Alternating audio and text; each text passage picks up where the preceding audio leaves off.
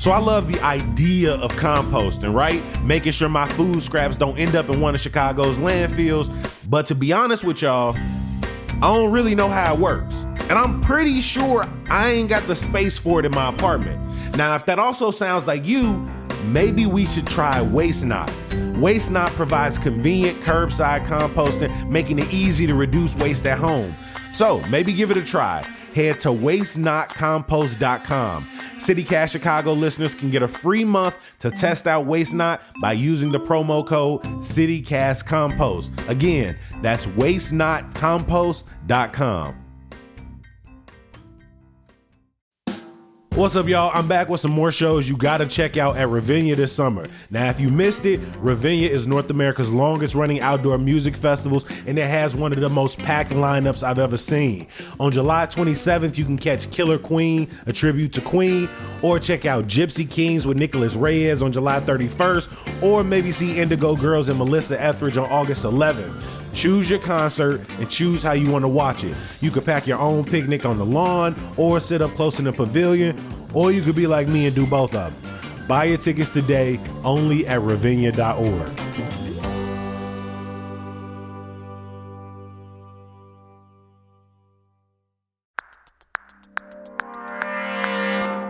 Today on CityCast Chicago, this week is Millennium Park's 20th anniversary, and you'd be hard-pressed to find anybody who would question its place among Chicago's top attractions.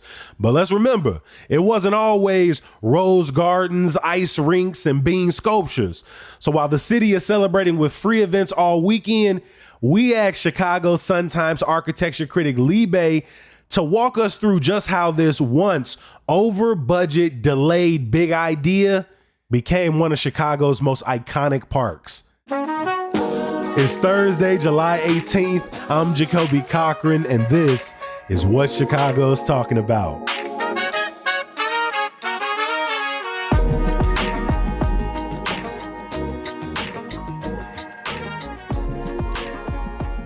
What is your grade that you would give the Bean? Oh, it gets an A. It gets an A. It's an incredibly mesmerizing piece of art that, of course, changes shape. It changes the way you look at it, depending on the clouds, depending on who's around it, depending on what's happening around it. What grade would you give the Pritzker Pavilion? Oh, that gets an A+, because it looks great, but it sounds great as well. What do you think of the Harris Theater? You know, I think it's not used as well. I shouldn't say it's used. It isn't seen as much as I think people ought to see it. I would give that a B, a solid B. I like that. I'm glad you didn't give out all A's. Lee, welcome to CityCast Chicago. Thank you. Good to be here. Thank you. Lee, what were you doing when Millennium Park was unveiled in 2004? Well, I'll tell you exactly what I was doing. I was actually working in the mayor's office for Mayor Daley. So I was deputy chief of staff for urban planning. Millennium Park wasn't my project, but he wanted me to go see it. There was a soft opening before the formal opening, and he says, go see this thing and tell me what you think. What were your first thoughts when you walked in? I know some parts might still have, being worked on. It doesn't look as it does now, but what were your initial thoughts? Oh, listen to me. I'm glad I wasn't doing architecture criticism then, because I made the mistake of telling Mayor Daley when he asked me what I thought of it, that I said it looked like a miniature golf course. That there was a little bit of this, a little bit of that, a little bit of trees in the jail, a little bit of the sculpture that was going to be the bean, and he looked at me sternly and said, "Well, I think that people are going to love it." And he was absolutely right. I was wrong. He was absolutely right.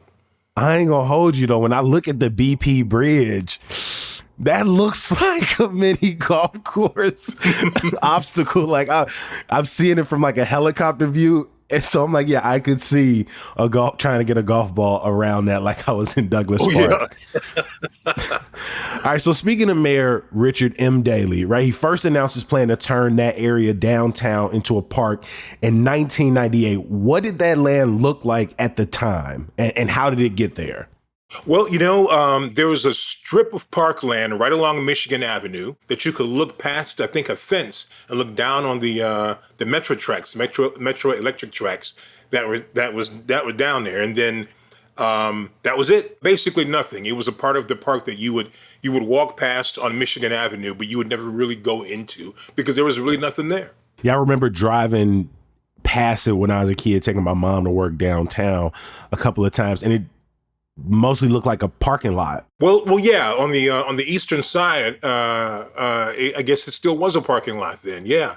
So when we think about the rail line that was there, the parking lot space that was there, why was this sort of unused? Because now when I think of that, right, we're thinking right off of the lake. We're thinking like the heart of downtown, right on Michigan and Roosevelt. Why was this essentially just an eyesore for so long? Well, the Illinois Central Railroad owned that land. In fact, if you look up, you can find old pictures that kind of show the lake ending at Michigan Avenue. Pictures from the late 1800s, and then there's a kind of a trestle out in the lake that brings the Illinois Central train into the yards that are now where Illinois Center is and has been for the past 50 years, where the Aon building is and those hotels along Wacker Drive. So they kind of held sway over that. And for years, it was thought that they owned the air rights over those spaces as they began to fill it in between Michigan Avenue and what's currently the Lakeshore. And the city had this long-standing suit saying, well, you know what, we didn't really give you that land. Right. We gave you the ability to build on it, but we still own it. It was weird because I was reading about Lakefront Gardens. This was an early plan to build Millennium Park, what's now Millennium Park, right on that site, going back to the 1970s. But that was really it. Illinois Central owned the land, acted like they owned it, seemed as if they owned the land. But they owned it for the ability to do sort of rail-related construction or operations, but people assumed that they owned the air rights or the ability to put a building there to build up in the space, but that was not the case. Exactly. The ability to either build it or even keep something from being built if need be. And it turns out exactly right. That wasn't the case. So this attempt at Lakefront Gardens didn't really pass. And during this time in Daley's administration, right, he's really focused on this idea of making Chicago a global city, these beautification efforts. Were there other major projects that took place during this time that was transforming the downtown area near and around Millennium Park? Well, it started off with the planters along Michigan Avenue, which seemed commonplace now, was kind of almost radical at the time. These were these concrete planters right down the middle of the street in the median and make them, abundant with flowers. So that was really the really first real step. At some point along the way, you get the sculptures at Roosevelt in Michigan, those kind of rusty walking sculptures, Agora, I think the name of them are. So you kind of get that. So you get these kind of fine tuning things happening around, what's going to be Millennium Park, and then Millennium Park comes in, late. Although the joke of the mayor's office when I was there, which millennium? Because it was proposed, like you said, in the 90s, but it didn't really get built until 2004. So people were like, well, which millennium? Right. It didn't open up till 2004. Yeah. But those kind of things were happening. And then Millennium comes in and really changes the game. Let's set the boundaries here, because again, during this time we had just seen, and this is around the late 90s, a transformation of Lakeshore Drive near Museum Campus, right? That opens up in 98. We already have Grant Park there. Can we kind of define the boundaries of Millennium Park? Does that include Grant Park, Maggie Daley, which, obviously finishes a little bit later? Oh, yeah. The northern end of it is of Millennium Park would be Randolph Street. Southern end is Monroe, right across from the Art Institute. And then from Michigan Avenue at the time, to Columbus. And actually still is Columbus. And then the bridge kind of bridges over to the new park, Maggie Daley Park. Mm-hmm. The name and how we laugh at it, Millennium Park, right? The idea that this was going to open at the turn of 2000, but the park infamously opened 4 years late and was some $340 million over budget. I mean, what was the reception like when it did open, and how did that, the delays, the over budget, how did that impact, its story at the time? The delays and over budget actually made it a better park. You hate to think of it that way, but originally it was essentially kind of like a simple, performance area, and maybe some parking underneath, and maybe a little bit more parkland. And what happened is the mayor and others began to change the plan. As they were building it, you really want this done before you build it. But as they were building it, they really realized what they really had on their hands. So the park began to expand with other things in it that funders would pay for, like the bean and like the gardens and other things that are happening. At the same time, beneath it, they still have to figure out how they're going to hold all this stuff up structurally, and it makes it complicated and more difficult to build. But ultimately, it made it a better park. I mean, you really needed something that was not just a simple addition to Grant Park, but something that was really kind of spectacular in a sense. And I think Millennium Park provides that. Obviously, the goal in 98 is to move fast, get this thing turned for the 2000s. And yet with these delays, you say ultimately it produces a better park. But at the time, is that what people thought when it opened, that these faults should be forgiven because what we get is a more enjoyable park? I think leading up to the opening, there certainly was plenty of criticism about why is it taking so long? Why is it costing so much? But I tell you, I remember going to the soft opening of this thing, and the fountain, the crown fountain, where the kind of two towers that kind of spit the water out through the pictures. Always a very interesting fountain to me. The idea that people were okay with someone's face just like spitting water out on them and their families and their children. It's to this day. And I'm shocked that it's still going.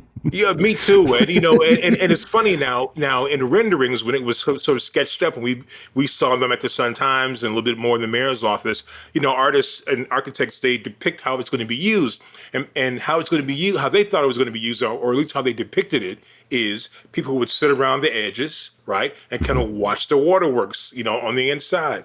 And what happened that opening day, which is what's happening right now as we're speaking, no doubt, is that people are frolicking in the fountain, running around and enjoying it. There's kids, there's everything. And I remember the day I went to that soft opening, I remember there was this woman, an adult woman in a t-shirt and a sports bra, and she's just overcome with joy running around in this thing. And she takes off her shirt. I mean, she has a sports bra underneath, but just the glee, that she had. This is a grown woman, not a teenager. And I thought, well, this is going to be something interesting. And when it opened, the criticism over the price just sort of fell away in a weird way. That people began to see it for what it really is, and kind of by using the park kind of creates a new story for what it is.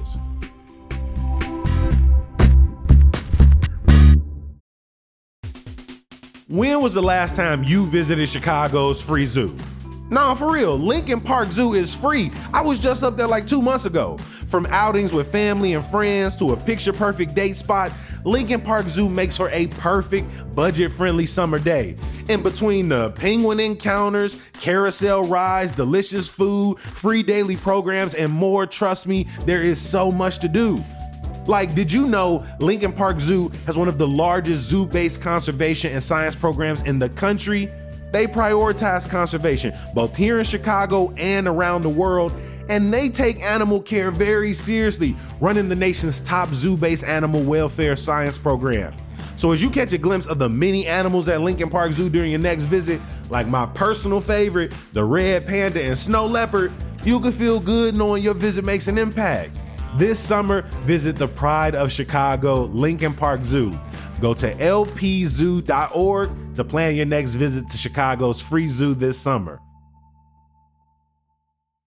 I don't know about y'all, but I am sick of the spam calls, spam emails, spam texts. I'm over it. I'm up to over 100 combined a day. And it turns out a lot of that spam starts with our personal data being sold. Data brokers basically collect info like our address, phone number, health and financial records, and then sell them off to third parties. Then that data is used to target us. That's why I think it's time to check out Incogni. It scrubs our personal info from the web. Nah, seriously. It takes just a few minutes to set up, then it'll tackle 180 plus data brokers, and there's a 30-day money back guarantee if you ain't feeling it. Protect your data, time, and sanity. Use code CityCast for 55% off their annual plan at incogni.com. That's spelled INCOGNI.com. At this point, I have walked through the park hundreds of times. I have seen every element, but the design plan has changed over the course of its construction. What are some key features that we might take for granted today that were not in the original plans? Well, the bean is one. They were going to have Jeff Koons in there at one point. Right, exactly. Jeff Koons at one point, and the position of it, you move it around, and where is it going to be? That kind of changes, and then it kind of goes over the restaurant, and the restaurant actually was added later. It was added while the park was being built, not part of the original plan. The mayor thought that something like New York's Tavern on the Green was necessary to really make this thing work. I mean, again, you want these kind of things to be settled before construction, but I think that the impact of it really got people excited. It really got donors excited. People like John Bryan and others from Sara Lee who really put their backs into raising the money for it. I think the beauty of the park and realizing what it was as they were building it caused the change in design. Of course, probably the biggest change might be the band shell itself, which was originally going to be just another band shell, right? And then the thought was, well, who can we get to design it? And then Frank Gehry can do the kind of the ornament that's on the band shell, and it kind of grows. The idea that this trellis would be over it, and that the speakers would hang from it. That was from Daley. Daley didn't want poles obstructing the view. He wanted everyone to have a good unobstructed view. So the idea then began to hang the sound system from this trellis, parts of the sound system from the trellis. All of these things are kind of, being thought of and kind of being created while the park is being built. I mean, I've seen multiple concerts from in the seating to out on the grass in the lawn at Pritzker Pavilion, and it sounds amazing every single time I have been out there. I know that this was a huge public-private partnership, and naming rights are what they are. Do you think it takes away from the park that it's the Lurie Garden and the Boeing Galleries and the McDonald's Cycle Center and the McCormick Tribune Plaza and, the BP Bridge? Do you think just how clear that sort of corporate public partnership is, right? This is a public park with all of these corporate names on it. I think it works. I mean, and Chicagoans being Chicagoans, we're going to name the thing whatever we want to name it anyway, right? So we're going to say, meet me by the bridge, meet me by the bean. But it isn't like U.S. Cellular Field or a guaranteed rate field where for some reason there are people who call it that. But then again, we're Chicagoans. There's still some people who still call those fields White Sox Park. So we'll call it what we want to call it and enjoy the benefit along the way. Mm-hmm. We talk a lot on this show about big projects, mega developments that shape whole neighborhoods, areas of the city, whether it's attractions like the casino, a new stadium or potential stadium on the lakefront. And to be honest, we're often, like you, pretty skeptical about a lot of these. There was a lot of skepticism around Millennium Park before it opened, but 20 years on, a lot of that feels forgotten. You even said that some of it sort of washed away in those early days. Do you think there are any projects happening in Chicago now that will feel like that in a couple of decades? Good question. No. None that I can think of. I think that if the Bears Stadium ever gets built on the lakefront, I think it's something that people could live with. I don't think it's going to be built there, but I think it's something people could live with, right? But I don't think it will. I don't think it becomes this kind of beloved thing where if your folks come from out of town and you'll say, hey, you want to see something cool? Let's go check out Millennium Park. I don't think people are going to be saying, oh, let's go check out the Bears Stadium. So I don't see those things, but every mayor I think has to make their mark in that regard, and I think the current mayor, he hasn't been there long enough to be able to make his mark that way. But I can't think of anything.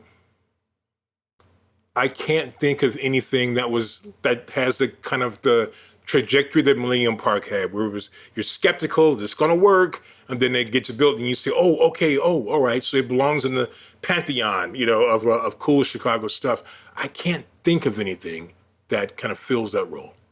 Why not? Are we just in a different era? Are we too built up? Is it cost? I saw a headline from Cranes that said, where is Chicago's next big idea, right? Mm-hmm. 2 decades after Millennium Park. But there are plenty of mega developments in the works right now. What makes these different from what we saw with Millennium Park? That Millennium Park is a public park. I mean, it's of course, it's managed differently than the rest of Grant Park, and not probably as public as it appears to be. But the end result is a public park. It isn't a Lincoln Yards. It isn't a 78. It's a thing for the public to enjoy, and we just don't have. There's potential for those things to be happening. I think the public portions of the Obama Library, Obama Center, the park portions of it that are being built and planned, that are being built, I think that has the potential to kind of be that, right? I think that if we ever do something with Southworks, U.S. Steel Southworks on the south side, that potentially has the potential to do that. But also, we got to remember that it takes a mayor a little time in office to be able to do things like that. Mm-hmm. Mayor Daley comes in office in 89 with the special elections and all, and this doesn't get built until his time as mayor is beyond half over. And Brandon Johnson's only been there he's still in his first term. It takes a while to be able to develop the capital, both political and financial, to have the markers that you could call in to help. To bring the help from the corporate side. It takes a while to kind of get that kind of strength as a mayor. You were mentioning in your answer, Millennium Park is ultimately for the public, but maybe not in the ways that some of the other parks are, right? We got added security checkpoints. There are curfews around Millennium Park, more security and police on site, more gates around. Do you think Millennium Park has lived up to its promises? Because at times it feels like, for as much as it's a gym for the city and for everybody, it seems at times that it isn't for everyone. I think what has to happen is what has to happen throughout parts of the city, other parts of the city, which is we have to figure out a way to address the crime issue in Chicago that doesn't make the city feel like it's locked down. And Millennium Park can feel that way. I mean, I've heard even complaints from photographers who, if they, have a, professional looking camera, that the security guards kind of look at them, like, what are you doing? To make sure they're not, violating some Millennium Park only copyright on, being able to capture and images and print images of the bean. I mean, so it is a little different than Grant Park or the parks around our house in terms of how it's managed. But I think that the city kind of has to work to get that balance right. When was the last time you were at Millennium Park, and did you feel that same amount of pride in the park recently as you did back in 2004 and in those kind of months and years after it originally opened? I did. I was there late in the spring, late winter, early spring, and kind of strolling through, and it's like, yeah, it still looks good. It still looks good. And if I had kin folks from out of town, I'd probably take them there to see it still, just the way I would have done in 2004.